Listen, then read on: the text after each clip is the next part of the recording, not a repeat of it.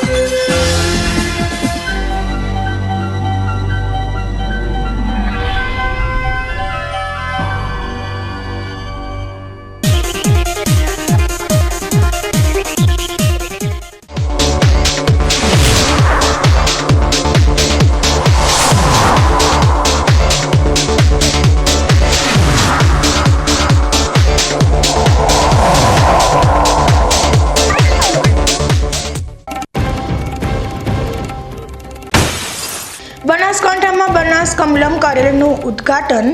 પાટીલે હારનું દુઃખ વ્યક્ત કરી કાર્યકરોને ચેતવ્યા।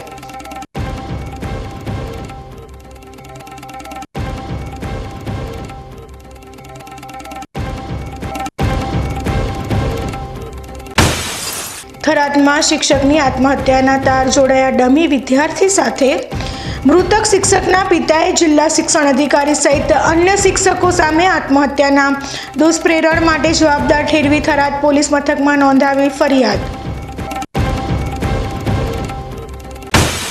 ડીસામાં ફરી એકવાર વકર્યો ટાઉન પ્લાનિંગનો વિવાદ।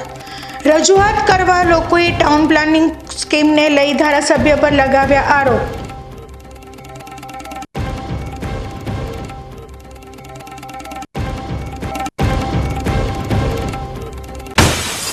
હોળી ધૂળેટીના પર્વની સરહદી વિસ્તારમાં કરાઈ ઉજવણી। ધાનેરાના શેરગઢ અને થાવરમાં યુવાનોએ મચાવી ઘેર નૃત્યની ધૂમ।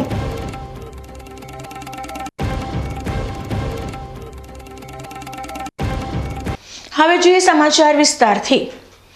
બનાસકાંઠા ભાજપ દ્વારા ચડોતર ખાતે બનાવેલા જિલ્લા ભાજપ કાર્યાલયનું આજે પ્રદેશ ભાજપ પ્રમુખના હસ્તે ઉદ્ઘાટન કરાયું હતું। આ પ્રસંગે CR પાટીલે બનાસકાંઠા લોકસભા સીટ હારવા પર દુઃખ વ્યક્ત કર્યું હતું। બનાસકાંઠા જિલ્લા ભાજપ દ્વારા ચડોતર ખાતે અત્યાધુનિક બનાસ કમલમ નામે જિલ્લા ભાજપ કાર્યાલય બનાવવામાં આવ્યું છે।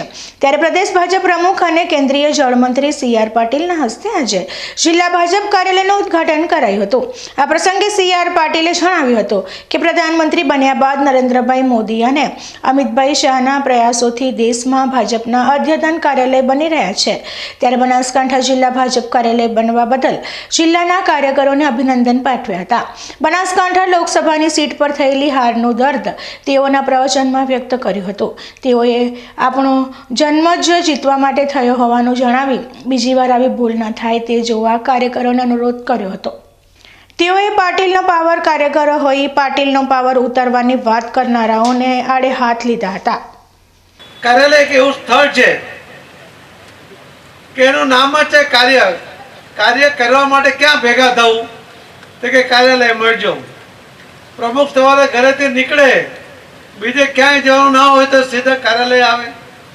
કાર્યકર્તાને કોઈનો પણ સંપર્ક કરવો હોય અથવા કોઈ પોતાની વાત કેવી હોય તો કોઈ સ્થળ પર આવી શકે તો એને કાર્યાલય કહેવાય। અને એ કાર્યાલય આવું અદ્યતન બને એ તમારા સાથ સહકાર વગર ક્યાંય શક્ય ના બને। એ આ કાર્યાલય માટે તમને એટલા માટે ખૂબ ખૂબ અભિનંદન બી આપું છું, તમારા સાથ સહકાર માટે આભાર પણ માનું છું। કાર્યાલયનું નિર્માણ પણ સરસ થયું, પણ એક મનમાં દર્દ રહી ગયો। મને હમણાં હું એક ડિબેટમાં હતો, મને ત્યાં પૂછ્યું કે તમને હારવાનું ગમતું નથી? તમને ખબર છે ને કે હું તો હાર પણ નથી પહેરતો। હાર જેમાં નામ છે હાર, એ હાર પણ નથી પહેરતો।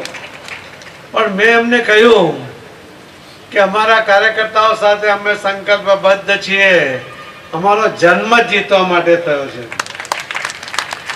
છે કે નહીં?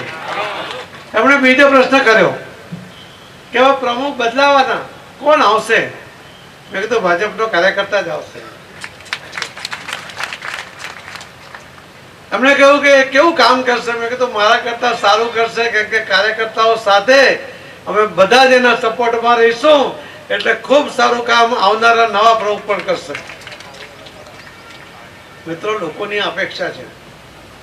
મીડિયાવાળા ડિબેટમાં પ્રશ્ન પૂછે છે, એનું કારણ છે કે લોકોના મનમાં બી આ પ્રશ્ન છે, અને એટલા જ માટે મેં એને જવાબ આપ્યો કે અમારો જન્મ જીતવા માટે થયો. જેવા સંકલ્પ સાથે જ્યારે કાર્યકર્તાઓ કામ કરતા હોય ત્યારે એને હરાવવા ક્યાંય કોઈ સંભવ જ નથી. લોકસભામાં એક ભૂલ થઈ છે, પસ્તાવો આવતો હશે, પણ પસ્તાવાથી કઈ ન થાય. સંકલ્પ કરો કે બીજી વાર આવી ભૂલ ન થાય. બીજી વાર કોઈ હેરા ઘેરા નથું ઘેરા કોઈ આવી જાય, આજે તમારા દિલમાં દુખાવો તમને પણ થતો હશે, મને તો થાય, પણ તમને પણ થતો હશે.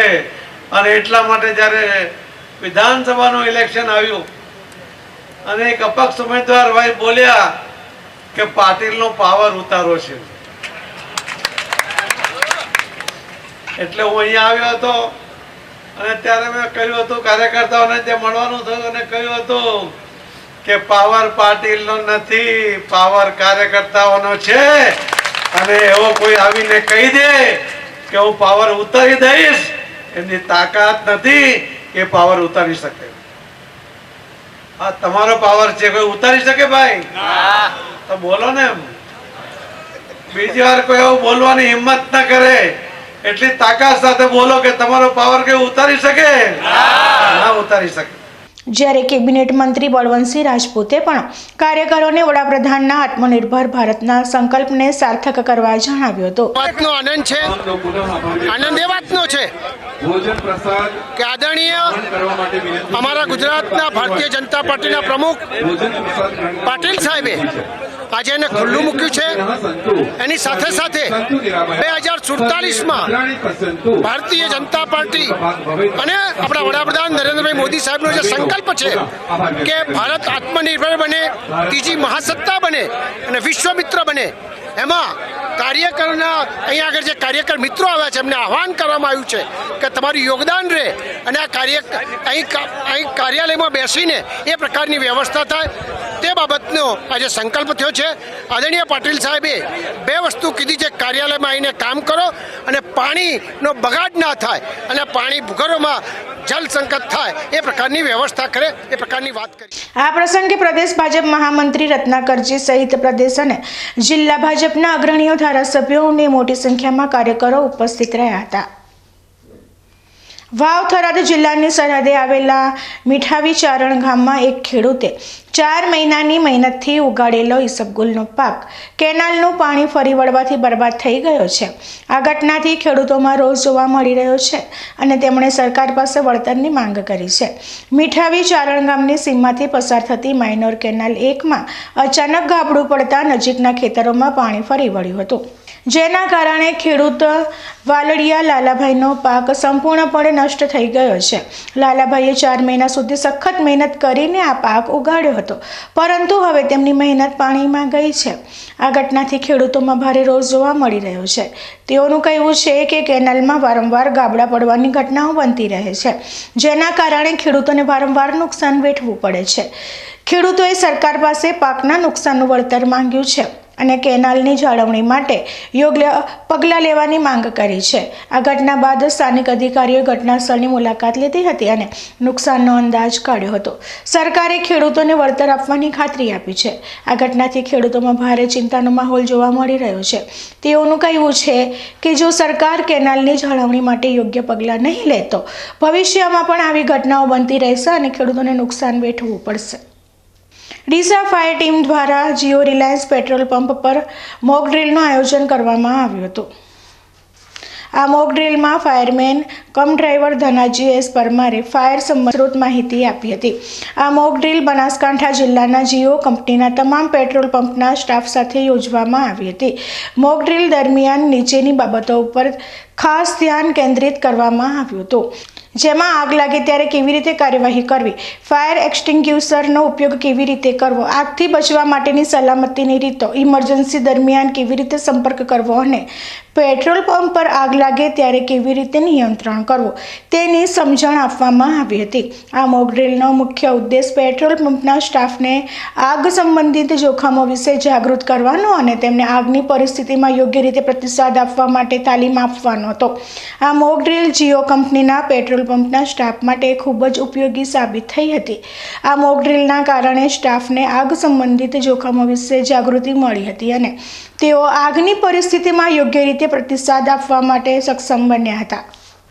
બનાસકાંઠા જિલ્લાના ભાભર તાલુકાના બલોધણ ગામમાં એક ચમત્કારિક ઘટના સામે આવી છે. ગામમાં વર્ષો જૂના છબીલા હનુમાનજી મંદિરના નવનિર્માણ કાર્ય દરમિયાન જમીનમાંથી હનુમાનજીની એક મૂર્તિ મળી આવી હતી. આ મૂર્તિ વારંવાર સાફ કરવા છતાં તેલ અને સિંદૂરવાળી થઈ જતી હોવાથી ગ્રામજનોમાં આશ્ચર્ય ફેલાયું છે. બલોધણ ગામમાં છબીલા હનુમાનજી મંદિરનું નવનિર્માણ કાર્ય ચાલી રહ્યું છે. આ દરમિયાન ખોદકામ કરતા જમીનમાંથી હનુમાનજીની એક મૂર્તિ મળી આવી હતી. ગ્રામજનોએ આ મૂર્તિને સાફ કરીને બહાર મૂકી છે, પરંતુ થોડા સમય બાદ મૂર્તિ પર તેલ અને સિંદૂર જોવા મળ્યું હતું. ગ્રામજનોએ મૂર્તિને ફરીથી સાફ કરી, પરંતુ તેમ છતાં દર વખતે થોડા સમય બાદ મૂર્તિ પર તેલ અને સિંદૂર જોવા મળી રહ્યું છે. આ ઘટનાને ગ્રામજનો ચમત્કાર માની રહ્યા છે. તેઓનું માનવું છે કે આ મૂર્તિ વર્ષો જૂની અને પૌરાણિક છે. ગ્રામજનોના જણાવ્યા અનુસાર મંદિર વર્ષો જૂનું છે, પરંતુ આવી નાની મૂર્તિ તેમણે ક્યારેય જોઈ નથી. મંદિરનું નવનિર્માણ કાર્ય 2 મહિનાથી ચાલી રહ્યું છે. 1 મહિના પહેલા ખોદકામ દરમિયાન આ મૂર્તિ મળી આવી હતી. મારું નામ ભેમાભાઈ કરમસિંહભાઈ. અમે આ હળવદ દાદાનું મંદિર બનાવ્યું ત્યારે એક જ અમારે મૂર્તિ મોટી હતી, બરાબર. સાઈડમાં અમારે ખોદ્યું તાર નાની મૂર્તિ નીકળી, બરાબર. તો અમે આ મંદિર બનાવવા છીએ, જ્યાં તાર નાની મૂર્તિ ભાળે એટલે એ મૂર્તિ કાઢીને અમે કાયમ 2 દિનની ધોઈ, પણ તોય આ તેલ સેંદૂર કાયમી માટે ફૂટે છે. પરચાધારી આ મૂર્તિ નાની છે. અને આ હનુમાનજીનું મંદિર કેટલા વર્ષો જૂનું છે? વેલનો છે, અમારા દાદાનો દાદા, મને ખબર નથી, પણ અમારા દાદાએ બનાવવા લે છે ઘણી વખત. પણ મને 55 વર્ષની ઉંમર છે, પણ મેં આ પરસો ભાળ્યો છે. આજે અમે બલોધણ ગામે હનુમાન દાદાજીનું મંદિર બનાવવાના, એમાંથી આ મૂર્તિ છે નીકળી છે, જે મોટી મૂર્તિ છે એની બાજુમાંથી નીચેથી. અને આ મૂર્તિને ઓટોમેટિક કુદરતી તેલ સિંદૂર આવે છે. અને અમે વારંવાર આ મૂર્તિને નવરાઈ છે, ધોઈ છે, લૂસીએ છે, તોય ઓટોમેટિક અડધો કલાક થાય એટલે આખી મૂર્તિમાં તેલ સિંદૂર આવે છે. મૂર્તિમાંથી તેલ અને સિંદૂર નીકળતા ગ્રામજનોએ તેને ચમત્કાર માની લીધો છે. આ ઘટનાની જાણ થતાં આજુબાજુના ગામોમાંથી પણ લોકો મૂર્તિના દર્શન કરવા માટે આવી રહ્યા છે. દાંતીવાડાના પાંથાવાડા ગામેથી એક ભિક્ષુકનું અપહરણ થતાં ચકચાર મચી ગઈ છે. આ ઘટના પૈસાની લેતી દેતીના મામલે બની હોવાનું પ્રાથમિક તપાસમાં સામે આવ્યું છે. પાંથાવાડા કન્યાશાળા નજીકથી રૂખનાથ ખેંગરનાથ સોલંકી નામના આધેડ વયના વ્યક્તિનું અપહરણ કરવામાં આવ્યું હતું. રૂખનાથ સોલંકી ભિક્ષાવૃત્તિ કરીને પોતાનું ગુજરાન ચલાવતા હતા.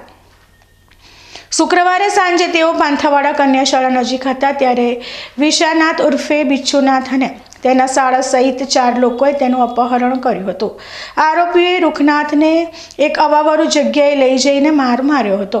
આ ઘટના અંગે રૂખનાથના પરિવારે પાંથાવાડા પોલીસ સ્ટેશનમાં ફરિયાદ નોંધાવી હતી. પોલીસે તાત્કાલિક કાર્યવાહી કરીને 4 આરોપીઓ વિરુદ્ધ અપહરણ અને માર મારવાનો ગુનો નોંધ્યો છે. પોલીસે આરોપીઓની શોધખોળ શરૂ કરી છે. પોલીસની પ્રાથમિક તપાસમાં જાણવા મળ્યું છે કે રૂખનાથ અને વિશાનાથ વચ્ચે પૈસાની લેતી દેતીનો મામલો હતો. આ મામલે બોલાચાલી થયા બાદ વિશાનાથે રૂખનાથનું અપહરણ કર્યું હતું. આ ઘટના અંગે વધુ તપાસ ચાલી રહી છે. પોલીસ આરોપીઓને ઝડપી પાડવા માટે પ્રયત્ન કરી રહી છે અને અપહરણ પાછળના સાચા કારણો જાણવા માટે તપાસ કરી રહી છે. આ ઘટનાએ પાંથાવાડા ગામમાં ભયનો માહોલ ઊભો કર્યો છે. સમય થયો છે વિરામનો અને વિરામ બાદ જોઈશું. થરાદમાં શિક્ષકની આત્મહત્યાના તાર જોડાયા ડમી વિદ્યાર્થી સાથે મૃતક શિક્ષકના પિતાએ જિલ્લા શિક્ષણ અધિકારી સહિત અન્ય શિક્ષકો સામે આત્મહત્યાના દુષ્પ્રેરણ માટે જવાબદાર ઠેરવી થરાદ પોલીસ મથકમાં નોંધાવી ફરિયાદ. ડીસામાં ફરી એકવાર વકર્યો ટાઉન પ્લાનિંગનો વિવાદ.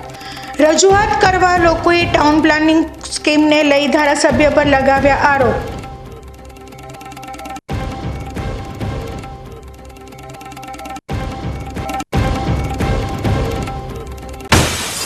હોળી ધૂળેટીના પર્વની સરહદી વિસ્તારમાં કરાઈ ઉજવણી. ધાનેરાના શેરગઢ અને થાવરમાં યુવાનોએ મચાવી ઘેર નૃત્યની ધૂમ.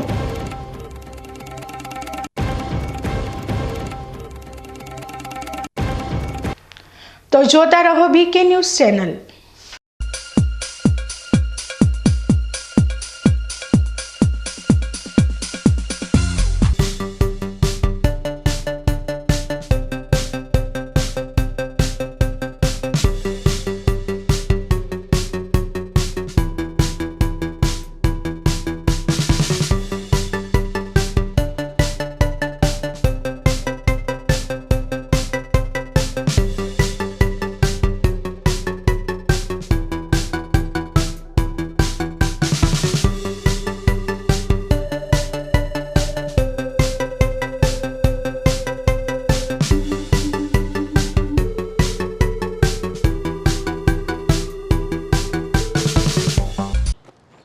એક્સક્યુઝ મી, મેજિસ્ટ્રેટ સાહેબનું ઘર આ જ છે ને? નહીં નહીં નહીં, એ સામેવાળી ગલીમાં રહે છે. સોરી હા, ઇટ્સ ઓકે. અરે ભાઈ, મંત્રીજી ઘરમાં છે. ઓ મારો મારો ડાબી બાજુએ ચોથું ઘર છે સર. શું થયું છે યાર? જી આ કમિશનર સાહેબનું ઘર? ના, આગળ રાઈટમાં. ટાટા બ્લુસ્કોપ ડ્યુરાશાઇન રૂફિંગનો કંઈક અલગ જ ઠાઠ છે. આની ઇન્ટરનેશનલ ટેકનોલોજી છતને વર્ષો વર્ષ ચમકાવે અને ઘરને આપે કંઈક વીઆઈપી વાળી ફીલિંગ.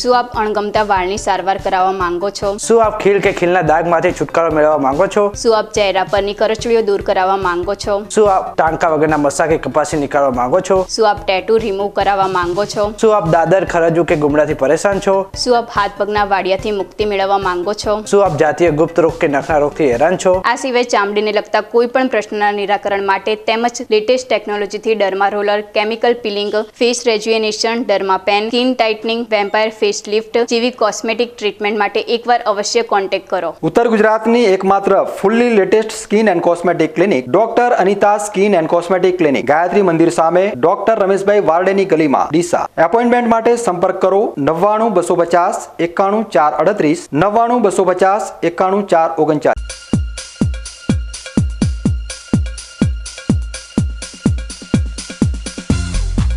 વિરામ બાદ સ્વાગત છે. બનાસકાંઠા જિલ્લાના થરાદમાં એક શિક્ષકે કથિત રીતે આત્મહત્યા કરી છે. પરિવારે શાળાના આચાર્ય અને સ્ટાફ સભ્યો પર જાતિ આધારિત ભેદભાવ અને માનસિક ત્રાસ આપવાનો આરોપ લગાવ્યો છે. સાથે સાથે આ ઘટનાના તાર થરાદની પઠામડા સરકારી માધ્યમિક શાળામાંથી તાજેતરમાં ઝડપાયેલા ડમી વિદ્યાર્થી સાથે પણ જોડાયેલો હોવાનો પોલીસ ફરિયાદમાં સામે આવ્યું છે. દયારામભાઈ પરમારના પુત્ર ભરતભાઈ પરમાર છેલ્લા 4 વર્ષથી પઠામડા સરકારી માધ્યમિક શાળામાં શિક્ષક તરીકે ફરજ બજાવતા હતા. પરિવારે નોંધાવેલી ફરિયાદ મુજબ શાળાના આચાર્ય અંકિતાબેન અને તેના પતિ અને શાળાના સ્ટાફના સભ્યો ગણેશભાઈ, ધાનાભાઈ, ભરતભાઈને તેમની જાતિના કારણે સતત હેરાન કરતા હતા અને માનસિક ત્રાસ આપતા હતા. ફરિયાદમાં એવો પણ આરોપ લગાવવામાં આવ્યો છે કે શાળાના આચાર્ય અને આરોપીઓ સાથે મળીને ભરતભાઈને ખોટા કેસમાં ફસાવવાનું ષડયંત્ર રચ્યું હતું. આ ઘટનાક્રમથી ભરતભાઈ છેલ્લા 1 વર્ષથી માનસિક તણાવમાં હતા. ગત 13 માર્ચના રોજ ભરતભાઈએ પોતાના વોટ્સએપ સ્ટેટસમાં લખ્યું હતું કે તેઓ નિર્દોષ છે અને તેમની વિરુદ્ધ ષડયંત્ર રચવામાં આવી રહ્યું છે. ત્યારબાદ તેઓ ગુમ થઈ ગયા હતા અને 14 માર્ચના નર્મદા કેનાલમાંથી તેમનો મૃતદેહ મળી આવ્યો હતો. આ ઘટનાને પગલે પરિવારે આક્ષેપ કર્યો છે કે શાળાના સત્તાધીશોના ત્રાસથી કંટાળીને ભરતભાઈએ આત્મહત્યા કરી હતી. પોલીસે આ મામલે ગુનો નોંધીને તપાસ હાથ ધરી છે. મૃતક શિક્ષક ભરતભાઈના પિતાએ આપેલી પોલીસ ફરિયાદમાં અન્ય એક ચોંકાવનારો ખુલાસો કરવામાં આવ્યો છે. ચાલુ વર્ષે ધોરણ 12માં HSCની પરીક્ષાના ફોર્મ ભરવાના શરૂ થયા ત્યારે આચાર્ય તરીકે અંકિતાબેન ફરજ બજાવતા હતા. લાલજીભાઈ ધોળાભાઈ પટેલે HSCની પરીક્ષાનું એક્સટર્નલ વિદ્યાર્થી તરીકેનું ફોર્મ ભરેલું હતું અને તે ફોર્મમાં ગણપતભાઈ ઓખાભાઈ જોશીનો ફોટો પરીક્ષા ફોર્મમાં અંકિતાબેને તેમના પાસવર્ડ અને યુઝર આઈડીથી અપલોડ કરેલ હતો. આ બાબતમાં ભરતભાઈની સંડોવણી થાય તેવા બદ ઇરાદાથી અંકિતાબેને રજા ઉપર જઈને ચાર્જ ભરતભાઈને સોંપેલ હતો. ત્યારબાદ જે દિવસે વિદ્યાર્થીના ફોર્મ અપલોડ કર્યા હતા તે દિવસે અંકિતાબેન જાણી જોઈને રજા ઉપર ગયા હતા અને તેઓએ અગાઉથી કરેલ ગોઠવણ મુજબ ગણેશભાઈ ધનાભાઈ પટેલ સાથે મળીને તેમના યુઝર આઈડી અને પાસવર્ડથી ફોર્મ એપ્રૂવ ગણેશભાઈ દ્વારા કરવામાં આવ્યા હતા અને તે દિવસે ભરતભાઈનું નામ આવે તેવું કાવતરું કરવામાં આવેલ હતું. આ કામગીરી કોઈ સ્ટાફના ઘરેથી તેમના અંગત કોમ્પ્યુટરમાંથી કરી હતી અને ત્યારબાદ વિદ્યાર્થીઓને પરીક્ષાની રિસિપ્ટ ભરતભાઈ દ્વારા અપાવીને સંડોવણી કરવામાં આવેલ હતી. ફરિયાદમાં જિલ્લા શિક્ષણ અધિકારી દ્વારા પણ કથિત રીતે ધમકી આપવાના આરોપ લગાવવામાં આવ્યા છે, જેમાં ડમી કાંડનો વિદ્યાર્થી ગણપતભાઈ ઓખાભાઈ જોશી પકડાતા આ બાબતની તપાસ માટે જિલ્લા શિક્ષણ અધિકારી હિતેશભાઈ પટેલ દ્વારા ભરતભાઈને 11 માર્ચ તથા 12 માર્ચ પાલનપુર ખાતે તેમની કચેરીએ બોલાવીને 4 થી 5 કલાક પૂછપરછ કરવામાં આવી હતી અને આ પૂછપરછ દરમિયાન ભરતભાઈ દ્વારા આપવામાં આવેલા જવાબથી જિલ્લા શિક્ષણ અધિકારી અસંતુષ્ટ હોવાથી તેમણે ભરતભાઈ પટેલને અંકિતાબેન અને ગણેશભાઈ ધનાભાઈનું નામ આપવા અને પોતે ગુનાની કબૂલાત કરવાનું દબાણ કરવામાં આવ્યું હતું અને જો તેમ નહીં કરો તો પઠામડા શાળામાં નોકરી કરવા નહીં કરવા દેવાય અને સસ્પેન્ડ કરવાની પણ ધમકી આપવામાં આવી હતી. આ તમામ ઘટનાક્રમ વચ્ચે ફરિયાદીની ફરિયાદના આધારે 13 માર્ચના સવારના સમયે ભરતભાઈએ પોતાના વોટ્સએપ પર સ્ટેટસ મૂકે છે, જેમાં તેઓએ નિર્દોષ છે અને તેમની વિરુદ્ધ ગણેશભાઈ, લાલજીભાઈ અને ગણપતભાઈ દ્વારા ષડયંત્ર કરવામાં આવી રહ્યું હોવાનું જણાવે છે. આ ઘટના બાદ ફરિયાદી દ્વારા ભરતભાઈની શોધખોળ કરવામાં આવે છે, પરંતુ સાંજ સુધી તેમનો કોઈ જ પત્તો લાગતો નથી અને 14 માર્ચના બપોરના સમયે ભરતભાઈને મૃતદેહ થરાદ તાલુકાના ચુડમેર નજીકથી પસાર થતી નર્મદાની કેનાલમાંથી મળી આવે છે. લાશ મળી આવ્યા બાદ ભરતભાઈનો પરિવાર ભરતભાઈની બેગની તલાશી લે છે, ત્યારે તેમાંથી એક ચિઠ્ઠી મળી આવી હતી અને તેમાં પોતે નિર્દોષ છે, ખોટા કેસમાં ફસાવવામાં આવતા હોવાનું જણાવવામાં આવે છે. આ ઘટનાને લઈ પરિવારજનોએ શાળાના સત્તાધીશોના ત્રાસથી ભરતભાઈએ આત્મહત્યા કરી હોવાના આરોપ લગાવ્યા છે અને પોલીસ ફરિયાદ આપી છે. ત્યારે પોલીસે પણ આ ઘટનાની વધુ તપાસ હાથ ધરી છે. સરહદ મુખ્યાલય ગુજરાત અને ક્ષેત્રીય મુખ્યાલય નગરના નિર્દેશો અંતર્ગત સીમા સુરક્ષા બળ દાંતીવાડા દ્વારા BSF કેમ્પસ સુઈગામ ખાતે વાઇબ્રન્ટ પ્રોગ્રામ અંતર્ગત 3 દિવસનો એડવેન્ચર બુટ કેમ્પનો શુભારંભ BSFના ડેપ્યુટી કમાન્ડન્ટ ફિલ્પેશ જેકબ દ્વારા કરવામાં આવ્યો હતો.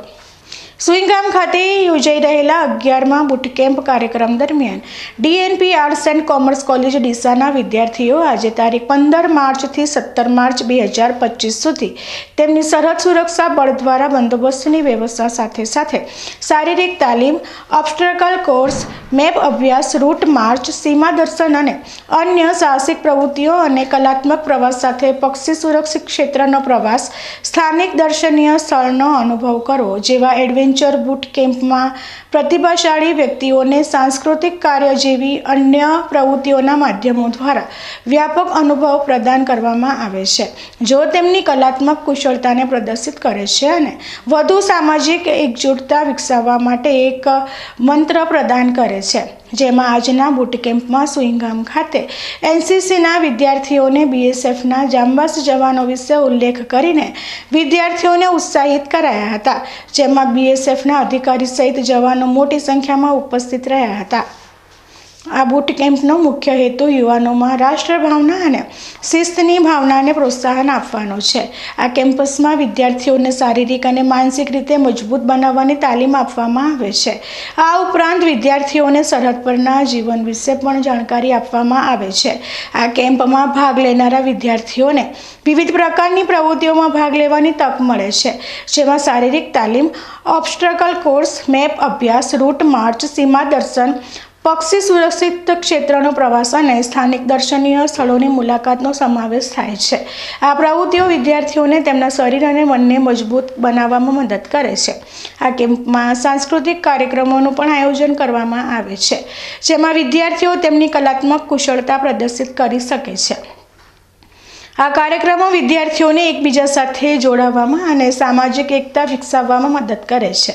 આ કેમ્પ તેઓને રાષ્ટ્ર પ્રત્યેની તેમની ફરજો વિશે જાગૃત કરે છે અને તેઓને સારા નાગરિક બનવા માટે પ્રેરણા આપે છે.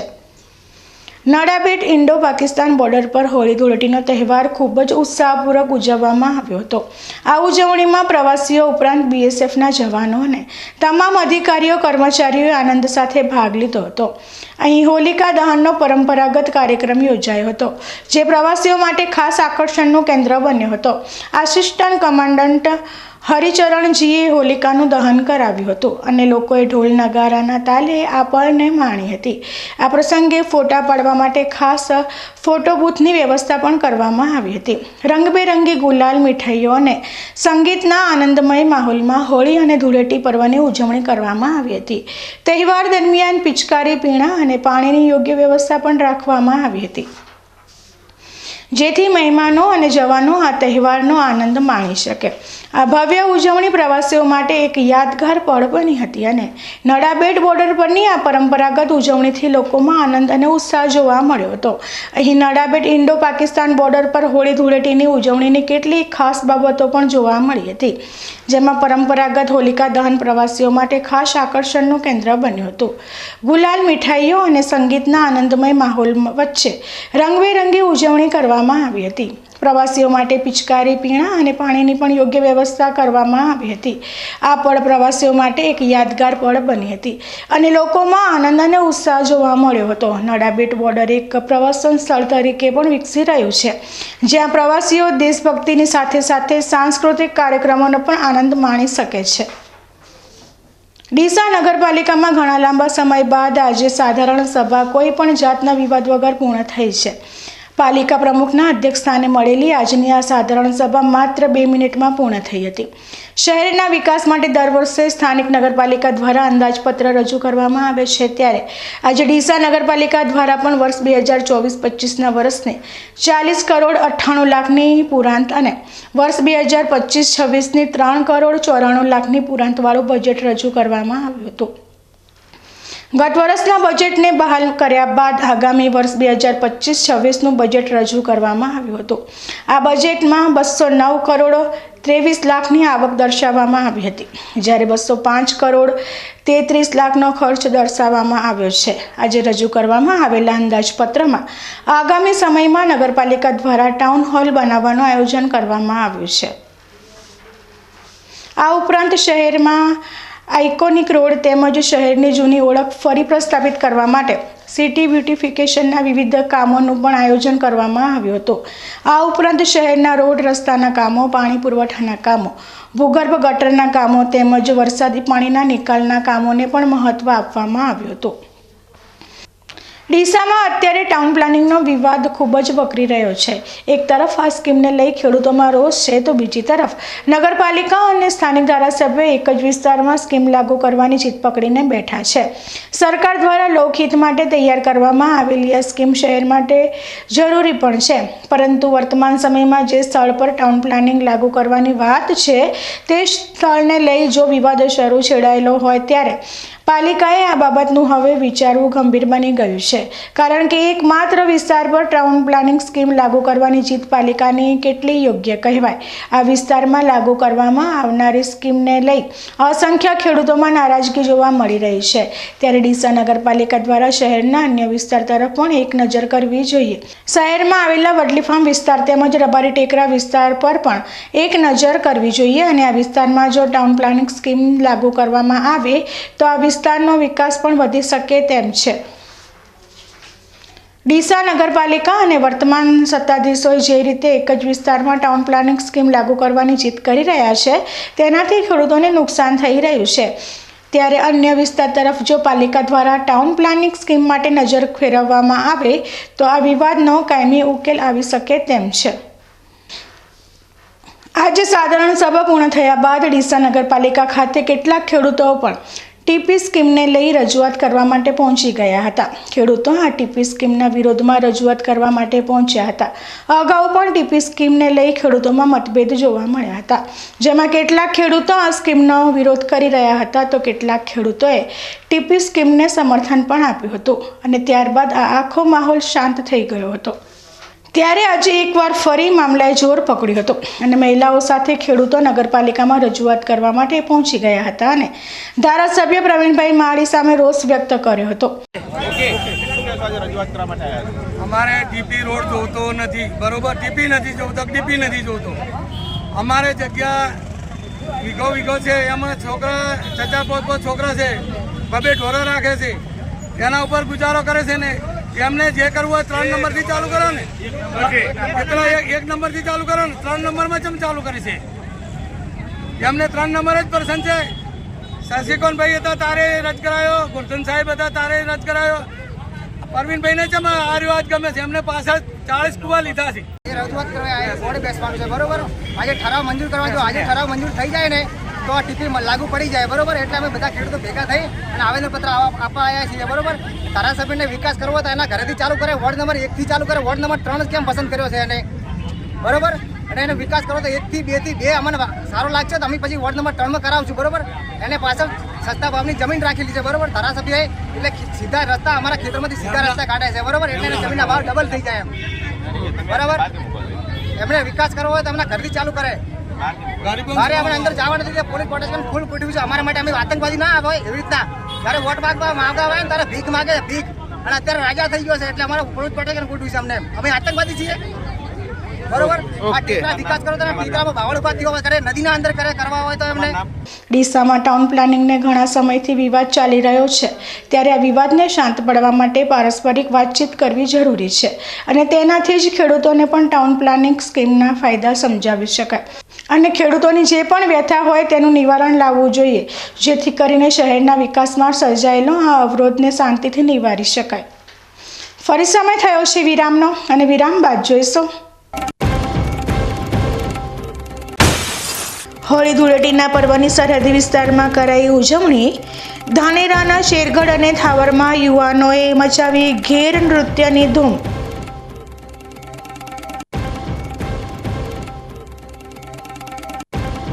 તો જોતા રહો બીકે ન્યૂઝ ચેનલ.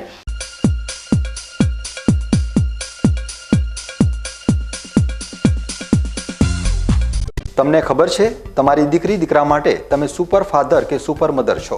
તમારું બાળક તમારી આંખોથી જ સમગ્ર વિશ્વને જોતું હોય છે, પરંતુ જો તમને હૃદયરોગનો હુમલો આવે તો ત્યારે તમારા બાળક ઉપર શું વીતશે? ત્યારે તમારી સેવામાં હાજર છે આધુનિક સુવિધા સાથે બનાસ હાર્ટ હોસ્પિટલ, અને તેમાં પણ આયુષ્યમાન કાર્ડમાં સારવાર તદ્દન મફત. આયુષ્યમાન કાર્ડની સુવિધા ઉપલબ્ધ. ઉત્તર ગુજરાતની પ્રથમ અતિ આધુનિક હાર્ટ હોસ્પિટલ. પારિવારિક સ્ટાફની સેવા એવી કે ઘરના માહોલની પણ ગરજ સારે. 24 કલાક હૃદયની સારવાર ઉપલબ્ધ. હોસ્પિટલનું પૂરું સરનામું.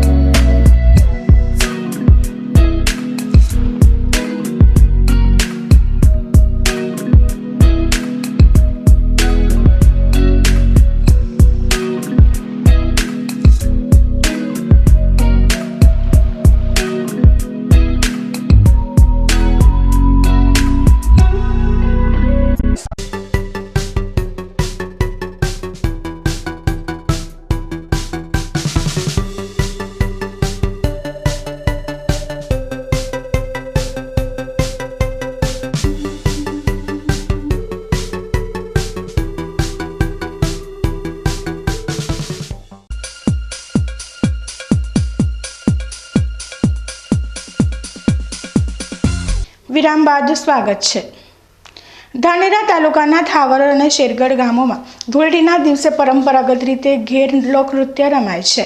આ નૃત્યમાં યુવાનો અને વડીલો સાથે મળીને આનંદ માણે છે. થાવર ગામમાં વર્ષોથી ચાલતી આવતી પરંપરા મુજબ ધૂળેટીના દિવસે આખું ગામ એક જગ્યાએ ભેગું થાય છે અને ઢોલના તાલે ઘેર નૃત્યની શરૂઆત થાય છે. પરંપરાગત પોશાકમાં સજ્જ વડીલો સૌનું આકર્ષણ બને છે. ગામના આગેવાનો અને યુવાનો તાલ મિલાવીને હાથમાં રહેલા ઘેરના રણકાર સાથે ભવ્ય નૃત્ય કરે છે. ગરમીને ધ્યાનમાં રાખીને ગામના આયોજકો દ્વારા વિવિધ જગ્યાએ મંડપ બાંધીને છાંયડાની સુવિધા કરવામાં આવે છે. ઘેર નૃત્યની સાથે સાથે હોકડી નૃત્ય પણ થાવરમાં જોવા જેવું હોય છે.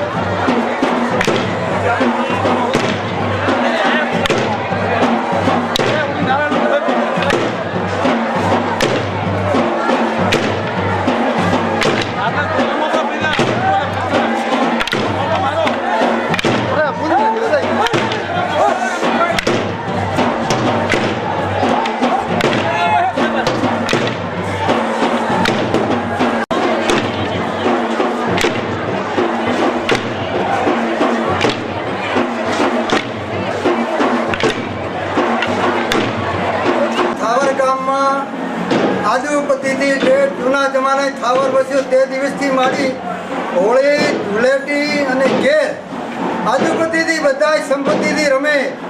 આજે અમારે ધૂળેટીનો દાડો પણ અમારા ત્યાં થાવરમાં બધા હળી મળે અને ગામમાં બધા ઘેર રમે છે, હોળી મંગળાવે છે.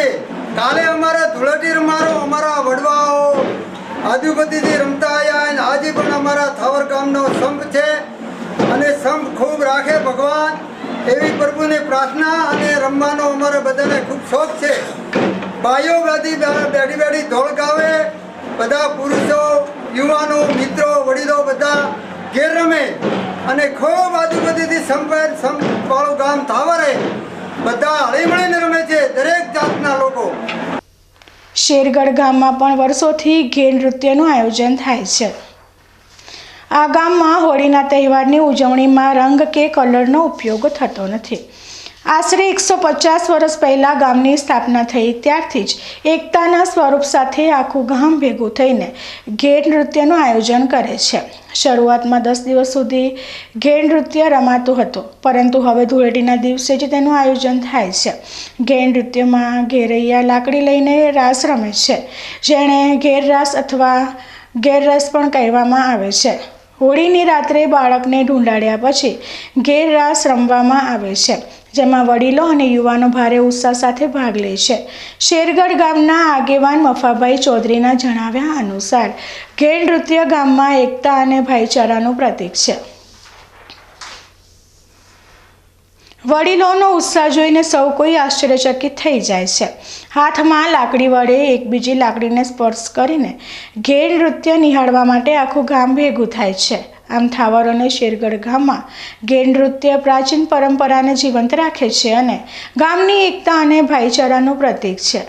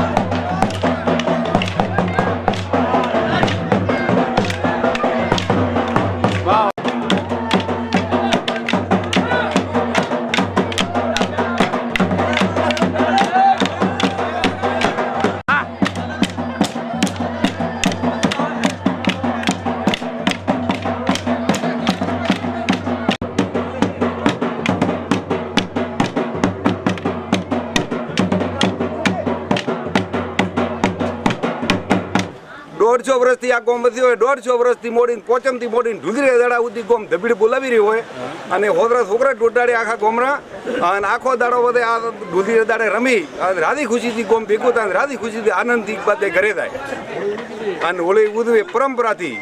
અને આ રીતે ખર્ચો હોય આ મોરે રત્નાભાઈ સરપંચે ઠેઠું આ મોડેલું છે આઈને ખાવાનો ખાવા પીવા તે મોરે જલસા કરવા આ કરવાનું નક્કી કરેલું.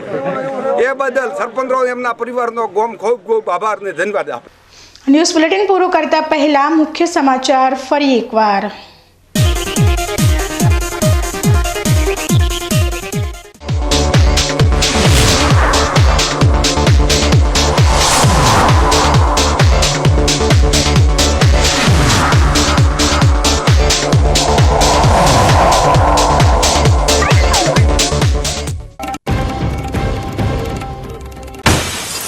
બનાસકાંઠામાં બનાસ કમલમ કાર્યાલયનું ઉદ્ઘાટન.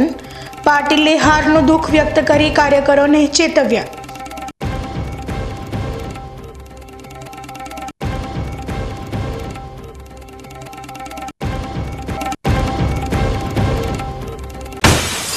થરાદમાં શિક્ષકની આત્મહત્યાના તાર જોડાયા ડમી વિદ્યાર્થી સાથે.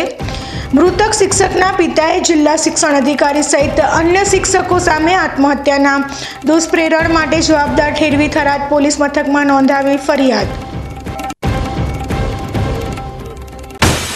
ડીસામાં ફરી એકવાર વકર્યો ટાઉન પ્લાનિંગનો વિવાદ. રજૂઆત કરવા લોકોએ ટાઉન પ્લાનિંગ સ્કીમને લઈ ધારાસભ્ય પર લગાવ્યા આરોપ.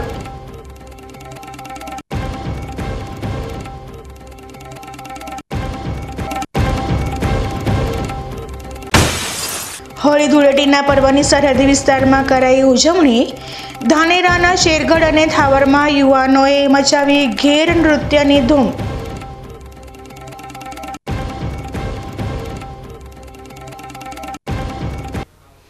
તો આ હતા આજના સમાચાર. વધુ સમાચારો સાથે ફરી મળીશું. નમસ્કાર.